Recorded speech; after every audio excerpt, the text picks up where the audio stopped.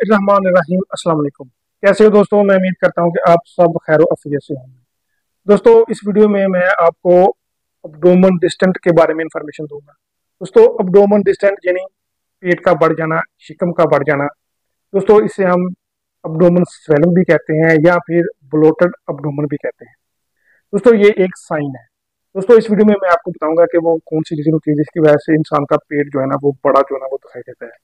और लास्ट में मैं आपको होम्योपैथिक मेडिसिन बताऊंगा जो कि अब अब्डोमन ब्लोटेड को या फिर अब्डोमन डिस्टेंट को बहुत ही अच्छे तरीके से बिना कहीं साइड इफेक्ट के जो है ना वो कवर करते हैं। दोस्तों, ये तमाम इन्फॉर्मेशन मैं आपको इस वीडियो में बताऊंगा। वीडियो आप सबसे गुजारिश है कि वीडियो को एंड तक लाजमी देखें। मैं हूं डॉक्टर उमर और आपको अपने चैनल होम्योटेक में खुशामदीद कहता हूँ। दोस्तों, अब्डोमन डिस्टेंट यानी शिकम का बढ़ जाना, पेट का बढ़ जाना। दोस्तों, ये एक ऐसी कंडीशन है जिससे हर दूसरा इंसान या तीसरा इंसान इस मर्ज से जो है ना वो लड़ रहा होता है। तो अब्डोमन डिस्टेंट ये एक ऐसा साइन है जिससे हर दूसरा इंसान या हर तीसरा इंसान जो है ना वो इससे इफेक्ट जो है ना वो होता है। दोस्तों, वो अंदर ही अंदर से नर्वस होता है और इस सिम्टम को खत्म करने के लिए दोस्तों वो मुख्तलिफ किस्म की मेडिसिन का इस्तेमाल करता है, वर्जिश करता है, एक्सरसाइज करता है। दोस्तों, मैं आपको लास्ट पे ऐसी होम्योपैथिक मेडिसिन लेने का तरीका बताऊंगा जिसमें आपको जो ब्लोटेड अब्डोमन का इशू है तो दोस्तों खुद ब खुद बगैर किसी सिम्टम के, बगैर किसी एक्सरसाइज के जो है ना बस आपने थोड़ी सी डाइट को फॉलो करना है और उसमें जो है ना ऑटोमेटिकली आपको देखेंगे विद इन 2 वीक या 3 वीक आप देखेंगे कि आपका जो पेट है वो आस्ता आस्ता जो है ना वो अंदर जा रहा है। आपको अपना आप जो है ना वो हल्का जो है ना वो महसूस हो रहा है। दोस्तों, जो अब्डोमन डिस्टेंट है ये एक सिम्टम है, यानी जो पेट का बढ़ जाना है ये एक सिम्टम है। सबसे पहले मैं आपको इसकी रीजन के बारे में बताता हूँ कि वो कौन सी रीजन होती है जिसकी वजह से इंसान को जब पेट है वो थोड़ा सा बड़ा जो है ना वो दिखाई देता है। और इंसान अगर किसी इंसान का जो पेट है वो बड़ा दिखाई देता है तो उसको वो कौन सी डिजीज है और उस डिजीज रिलेटेड आपने वो मेडिसिन इस्तेमाल करनी है जिसकी वजह से वो आपका पेट है वो ऑटोमेटिकली खुद ब खुद जो है ना वो अंदर चला जाएगा।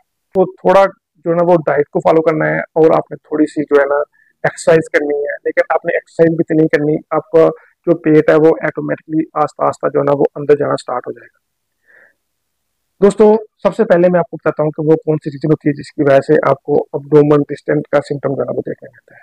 सबसे पहले दोस्तों, गैस और इंडाइजेशन, यानी ऐसे लोग जिनको बहुत ज्यादा गैस रहती हो या फिर उनको इंडाइजेशन का इश्यू हो तो ऐसे लोगों का भी अक्सर का जो एक पेट है वो डिस्टेंट जो है ना वो दिखाई देता है, यानी बड़ा हुआ पेट जो है ना वो दिखाई देता है। और उसके बाद दोस्तों जो नेक्स्ट रीजन होती है वो होती है कॉन्स्टिपेशन। इन दोस्तों ऐसे लोग जिनको कॉन्स्टिपेशन का इशू है तो ऐसे लोगों का भी जो पेट है वो बड़ा जो है ना वो दिखाई देता है। और उसके बाद दोस्तों थर्ड रीजन होती है डिस्टेंट की, वो होती है आईबीएस। इन दोस्तों जो इंटेस्टाइन का चिड़चिड़ापन होता है जिसकी वजह से उसका जो पेट है वो बड़ा जो है ना वो दिखाई देता है। और उसके बाद दोस्तों फोर्थ रीजन होती है लैक्टोज इंटॉलरेंस। इन दोस्तों जिसमें जो पेशेंट होता है वो दूध की मसनूआत को हजम नहीं कर पाता और उसकी वजह से जो पेट है वो बड़ा जो है ना वो दिखाई देता है। और उसके बाद दोस्तों जो नेक्स्ट रीजन होती है वो होती है एसाइटिस, यानी फ्लूइड रिटेंशन। इन दोस्तों दिल, जिगर या गुर्दे की वजह से पानी जो है ना वो पेट में जमा होता है तो इसकी वजह से भी वो पेशेंट है उसका पेट जो है ना वो नॉर्मल पोजीशन से बड़ा जो है ना वो दिखाई देता है। और उसके बाद दोस्तों अगर किसी पेशेंट को इंटेस्टाइन ऑब्स्ट्रक्शन है, यानी आंतों में रुकावट है, आंतों में पोलप है, तो उसकी वजह से भी पेशेंट को जो पेट है, अब्डोमेन है, वो थोड़े से नॉर्मल पोजीशन से जो है ना वो बड़ा दिखाई देता है। और उसके बाद दोस्तों अगर किसी फीमेल को ओवरियन में सिस्ट है तो उसकी वजह से भी उसको जो पेट है वो बड़ा दिखाई देगा। और उसके बाद दोस्तों किसी को इन्फेक्शन है या फिर कैंसर है या फिर पैरासाइट का इशू है तो उसकी वजह से भी पेशेंट को उसका पेट जो है ना वो नॉर्मल पोजीशन से जो है ना वो बड़ा दिखाई देगा। क्लियर रीजन थी जिसकी वजह से इंसान को उसका पेट जो है ना वो नॉर्मल पोजीशन से जो है ना वो बड़ा दिखाई देता है, जिसे हम अब्डोमन डिस्टेंट कहते हैं या फिर ब्लोटेड अब्डोमन कहते हैं। तो अब मैं दोस्तों आपको होम्योपैथिक मेडिसिन बताऊंगा जो कि आपने एज पर जैसे मैंने बताई है वो आपने इस्तेमाल करनी है जिसकी वजह से आपको अब्डोमन ब्लोटेड या फिर अब्डोमन डिस्टेंट से बहुत ही अच्छे तरीके से जो है ना वो आराम मिलेगा। दोस्तों, सबसे पहले आपने होम्योपैथिक मेडिसिन, अगर किसी इंसान को कॉन्स्टिपेशन का इशू है तो आपने लाइकोपोडियम मेडिसिन जो है ना वो इस्तेमाल करनी है। तो ऐसे इंसान जिनको पेट वाले रीजन पे बहुत ज्यादा फैट का इशू है, बहुत ज्यादा चर्बी है, तो ऐसे लोगों ने होम्योपैथिक मेडिसिन क्लिकेरिया कार्ब जो है ना वो इस्तेमाल करनी है।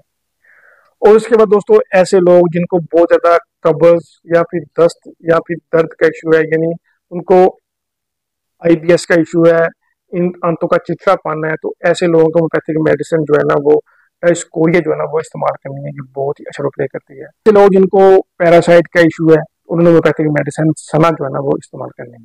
यानी दोस्तों ये चंद पकीलियर रीजन थी जो मैंने आपको बताई है और उसके रिलेटेड मैंने आपको होम्योपैथिक मेडिसिन बताई है। और अब आपने दोस्तों ऐसे पेशेंट जिनको ब्लोटेड अब्डोमेन का इशू है, पेट बड़ा हुआ दिखाई देता है, उनमें कॉन्स्टिपेशन है तो आपने लाइकोपोडियम इस्तेमाल करनी है। अगर आपको पेट में वर्म है, कीड़े हैं, तो आपने सना इस्तेमाल करनी है। अगर आपको पेट में बहुत ज्यादा फैट का इशू है तो आपने कैलकेरिया कार्ब इस्तेमाल करनी है। अगर आपको बहुत ज्यादा गैस है, साथ कब्ज है, तो आपने लाइकोपोडियम जो है ना इस्तेमाल करनी है। और इसके साथ आपने एक मंथ में या फिर एक वीक में एक दफा बेसिलेनियम 200 CH में जो है ना वो इस्तेमाल करनी है। इन दोस्तों आपने एक डोज बेसिलिनियम की इस्तेमाल करनी है और साथ में अपने जो आपको इशू है उसमें आपने ये मेडिसिन जो है ना वो इस्तेमाल करनी है। तो आप इस्तेमाल करेंगे, आपको तकरीबन 2 वीक के बाद आपको अपना पेट जो है ना वो हल्का जो है ना वो महसूस होगा।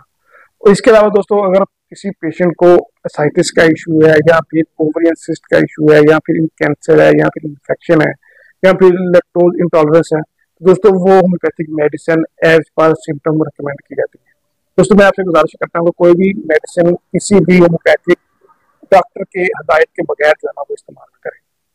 दोस्तों मेरी आपसे गुजारिश है कि आप किसी भी डॉक्टर की सरबराही में, होम्योपैथिक डॉक्टर की सरबराही में ये मेडिसिन जो है ना वो इस्तेमाल करें। आपको ये मेडिसिन बहुत ही अच्छे तरीके से बिना किसी साइड इफेक्ट के जो है ना वो करेंगे। दोस्तों मैं उम्मीद करता हूँ कि आपको ये वीडियो पसंद आई होगी। मेरी आपसे गुजारिश है कि वीडियो को शेयर करें, चैनल को सब्सक्राइब करें और बेल आइकन लाल दबाएं। दोस्तों मैं ऐसे ही रोज डिजीज रिलेटेड नॉलेजेबल वीडियो लाता रहता हूँ, उसके लिए आपने मेरे चैनल को सब्सक्राइब करें। दोस्तों अगर किसी की कोई क्वेरी है तो वो नीचे मेरी ईमेल के ऊपर अपनी अलामत बताकर या फिर अपनी रिपोर्ट सेंड करके अपना ट्रीटमेंट करवा सकता है। थैंक यू, अल्लाह हाफिज़।